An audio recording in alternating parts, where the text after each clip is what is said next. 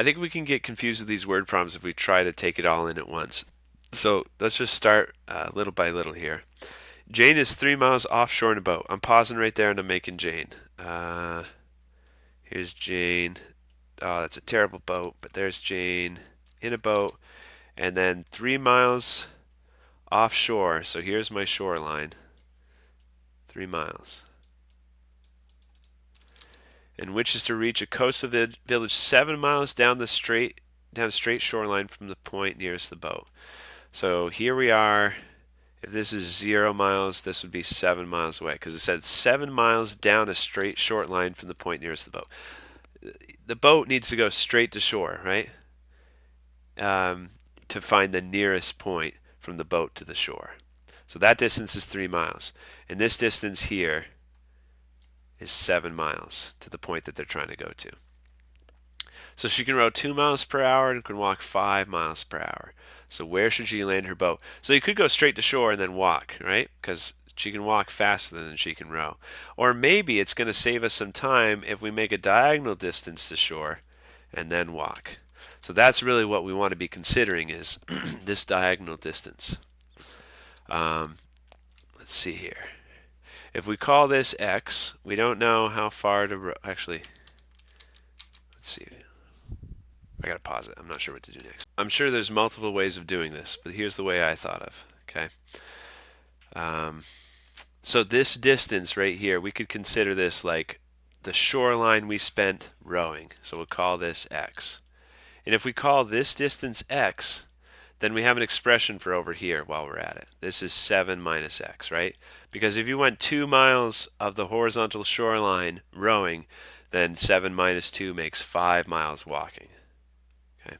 But there's another variable here. There's this y variable. We don't know what this diagonal distance is, but we can find it really quick because of the Pythagorean theorem, right? The straight line distance to the shore, if you go straight to shore, that makes a right angle. So a squared plus b squared would equal this c squared. So c squared is a squared plus b squared. And if you solve that equation for c, you just need to take a square root of both sides, and we're going to drop the negative possibility. Okay, this distance, we don't need a different variable y. That's 9 plus x squared. And these are all distances. The thing we're trying to minimize is time.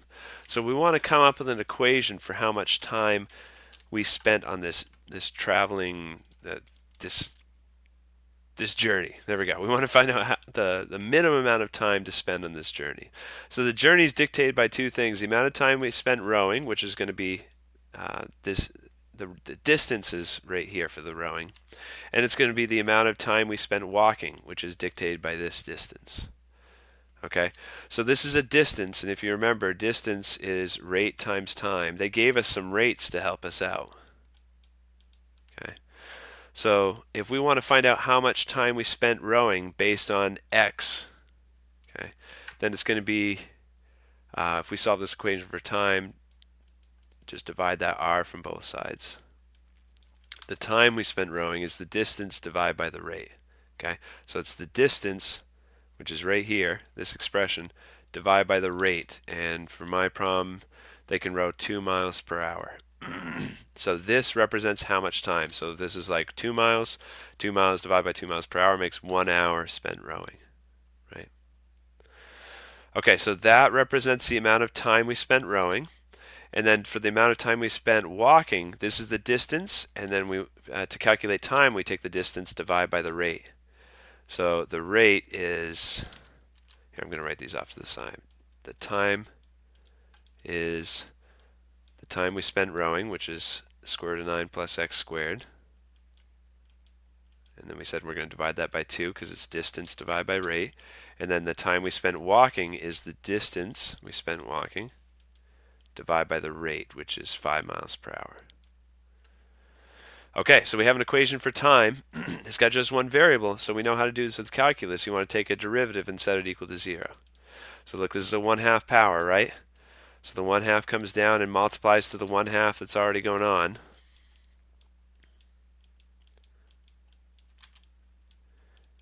But then the power gets reduced by 1. So the 1/2 power subtracted by 1 makes negative 1/2. We're still not done with the derivative here.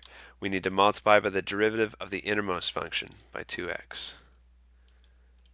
Okay, and then the derivative of this term, it's 7/5 minus x over 5. You could rewrite this term as 7 over 5 minus x over 5. That's the same thing as what's written right here. Right, so when we take a derivative, this is gone, and the x, the 1 power, comes down and gets reduced by 1. So this is going to be plus a negative 1/5. Okay, we took our derivative. Let's clean it up a little bit because we have a negative exponent going on. So 1/4 times 2x, the 2 and the 1/4 can simplify to make 2 in the denominator. This x is in the numerator. And then this is a negative exponent, so we're going to put that in the denominator.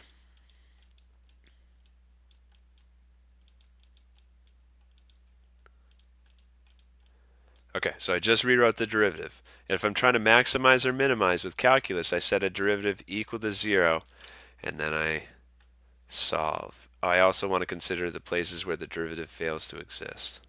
But usually in these word problems, those are nonsensical places, right? So if the derivative is going to fail to exist, then we should have a divide by 0 problem, right? But that can't happen. You can never find a number for x so that if you square it and add it to 9, it makes 0 without using imaginary numbers. So there's no places where the derivative fails to exist. So let's solve this equation for x. I'm going to multiply both sides by 2 square roots of 9 plus x squared because the denominator needs to cancel out if x is on the bottom. So this times this makes 0. This times this, these two things cancel out to give us just x. And then this times this, that makes negative 1/5 times 2 square roots of 9 plus x squared. Okay, and then to solve that equation, the problem is that the square root is really messing us up. So what you actually have to do is subtract that x from both sides to get the square root by itself.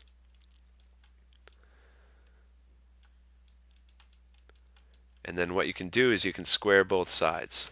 Okay, I'm going to square this side. So a negative x being squared is going to make it positive no matter what. And then if I square this side, it's all one term, so I can do negative 2/5 squared first. That makes 4/25. And then the square root squared makes 9 plus x squared. Okay, so we got rid of the square root. Now we can solve for x. We can distribute that 4 over 25. That makes 36 over 25 plus 4x squared over 25. So I can subtract that 4x squared over 25 from both sides. So 1x squared subtracted by 4x squared over 25 makes 21x squared over 25. And we got fractions, so why don't we multiply both sides by 25? So we get 21x squared equals 36.